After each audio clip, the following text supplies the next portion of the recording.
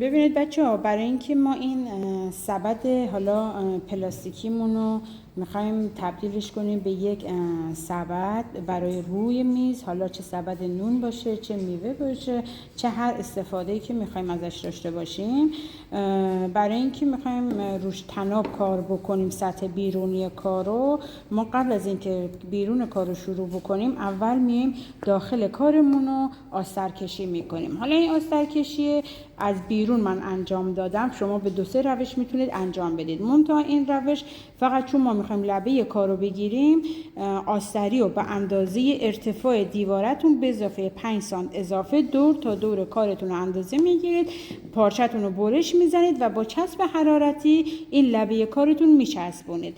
وقتی چسب زدید، حالا کارو برمیگردونیم، کامل دور تا دور کار رو برمیگردونیم به داخل کار.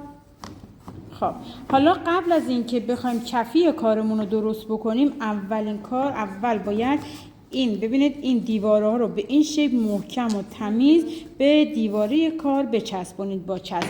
دور تا دور کارتون رو که چسبوندید، هیچ قسمتی از کارتون، پارچه‌تون شلوول بیرون نبود و اضافه نبود، دمیم کفی کارمون رو باز از همون پارچه آستریمون روی یک حالا مقوا، تخته سلا، چرم، هر چیزی که دم دستتون بود به اندازه کف کارتون برش میزنید، پارچه‌تون رو با حالا 5 سانت بیشتر میارید به پشت کار، چسب میزنید و بعد باید ببینید، پس اول این قسمت رو چسب میزنید، بعد آستری رو داخل کارتون قرار میدید.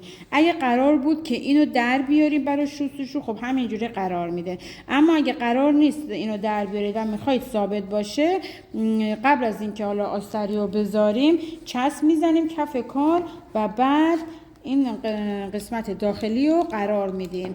اینجا دیگه آستریمون تموم شده. مرحله بعد میایم با طناب حصیری دور تا دور کارمون رو چسب میزنیم تا این لبه کارمون.